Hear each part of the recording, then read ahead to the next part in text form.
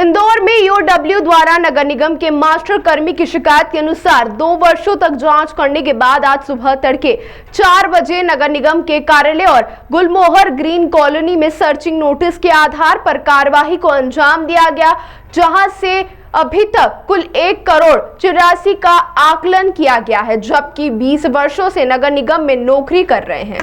इंदौर के ईओडब्ल्यू के अधीक्षक रामेश्वर सिंह यादव के मुताबिक नगर निगम में 20 वर्ष पहले नगर निगम में सदस्य हुए चेतन पाटिल यहां पर ईओडब्ल्यू द्वारा कार्रवाई को अंजाम दिया गया। बताया जा रहा है कि 2 साल पहले शिकायत मिली थी, उसके बाद जांच पड़ताल करने के बाद आज सुबह 2 अलग-अलग टीम गठित की गई, जिसमें 3 से 4 वरिष्ठ अधिकारी शामिल किए गए थे। नगर निगम के कार्यालय और सुखलिया स्थित उनके घर गुलमोहर कॉलोनी के 3 मंजिला मकान पर कार्रवाई की गई। दोनों ही स्थान से ईओडब्ल्यू इलेक्ट्रॉनिक उपकरण और दस्तावेजों की जांच में जुटी हुई है। फाइल भी जब्त की गई है। बताया जा रहा है एनआरआई सम्मेलन के दौरान 4 करोड़ रुपए के पौधे साज सज्जा के लिए लगाए गए थे शहर भर में, जिसकी खरीदी की गई थी और उसी से जुड़ी हुई टेंडर की फाइल और दस्तावेज भी बरामद किए गए। साथ ही अभी तक की कार्रवाई में बताया गया है कि 20 साल की नौकरी में 17 लाख के करीब इनकम और सैलरी होना पाई गई थी, लेकिन अभी तक के आकलन के में 1,84,00,000 की संपत्ति सामने, जिसमें मकान, वाहन और बीमा पॉलिसी, सोने चांदी के जेवरात सहित अन्य संपत्ति शामिल की गई है, जो कि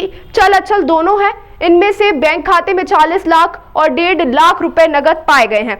ईओडब्ल्यू द्वारा प्रेस वार्ता कर पूरी जानकारी दी गई। अभी फिलहाल सारे दस्तावेज और उपकरणों की जांच की जाएगी, उसके बाद ही सही आकलन की बात कही जा सकती है। ये आरोपी चेतन पाटिल पिता श्री विनायक राव पाटिल ये वर्तमान में नगर निगम इंदौर में उद्यान अधिकारी के पद पर पदस्थ हैं। इनके विरुद्ध हमारे पास आय से अधिक संपत्ति और इंदौर नगर निगम में पौधों की खरीदी में बड़ी मात्रा में भ्रष्टाचार की शिकायत हमारे पास थी।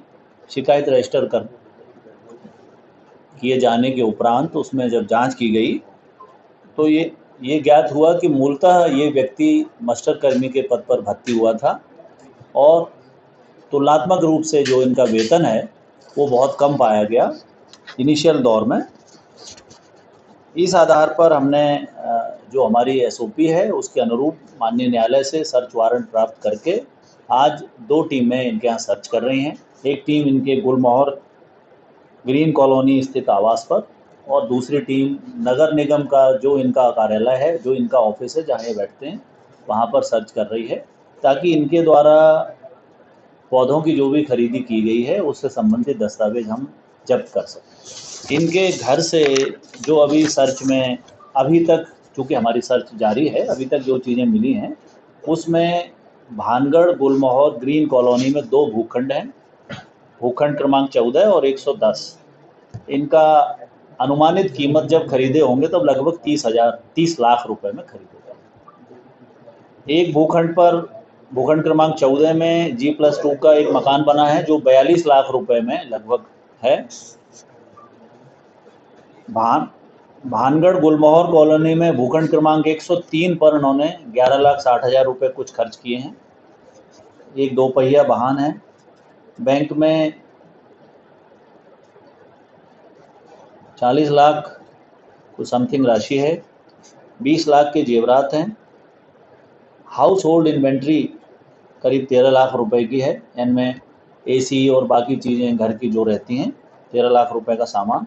नगद 1,14,400 और कुल इनके पास 18 बीमा पॉलिसियां मिली हैं, जिनमें 25 लाख रुपए का इन्वेस्टमेंट है।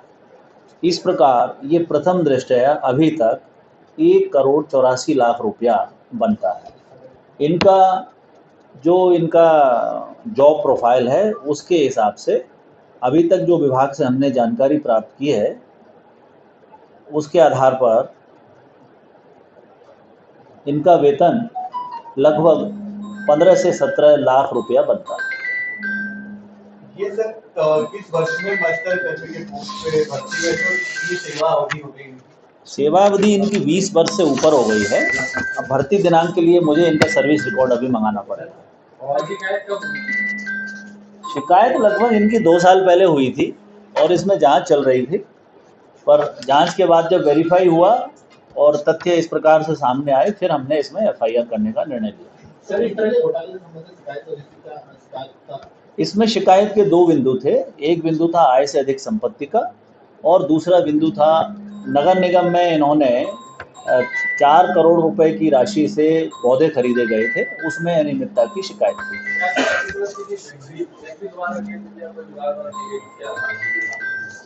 शिकायत किसी व्यक्ति के द्वारा की गई थी। मैं समझता हूं कि भ्रष्टाचार निवारण में जो भी शिकायतें होती हैं उन्हें इतनी सुरक्षा मिलना चाहिए कि उनका नाम सार्वजनिक नहीं किया जाना चाहिए। 4 करोड़ की और अब एक बार जब केस रजिस्टर्ड हो गया तो अब स्टेट थ्रू ईओडब्ल्यू हम पक्षकार हैं, तो अब शिकायत का कोई ज़्यादा महत्वपूर्ण महत्व नहीं जाता। सर 4 करोड़ की जो पौधा खरीद हुई थी जी, ये बड़ा एक ह्यूज क्वांटिटी का पूरा मामला है खरीदी का। तो ये पौधे किस मकसद के लिए खरीदे गए थे, क्या? ये पौधे शहर में सौंदर्यीकरण करने के उद्देश्य से और शहर में समय समय पर जो बड़े आयोजन होते रहे हैं उनमें सजावट करने के उद्देश्य से ये पौधे समय समय पर खरीदे गए हैं। इनमें एक टेंडर कोई 4 करोड़ का टेंडर होने की जानकारी मिली है। अभी उनका ऑफिस हमने सील कर रखा है।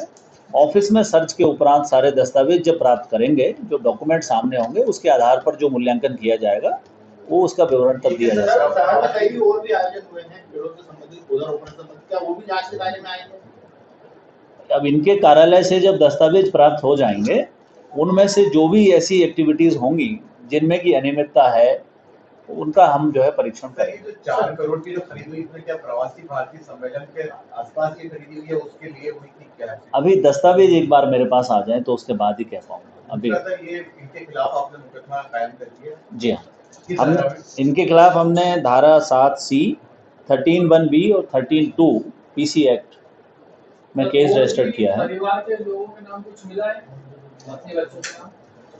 हाँ, इंश्योरेंस पॉलिसी जैसे मैंने आपको बताया कि 25 लाख करीब रुपए की पॉलिसी है, उसमें पत्नी और बच्चों के नाम ही है। वो जो अचल संपत्ति का जिक्र आपने किया, मूवमेंट और मकान, ये किसके नाम पे, इनके नाम पे या फैमिली के नाम पे?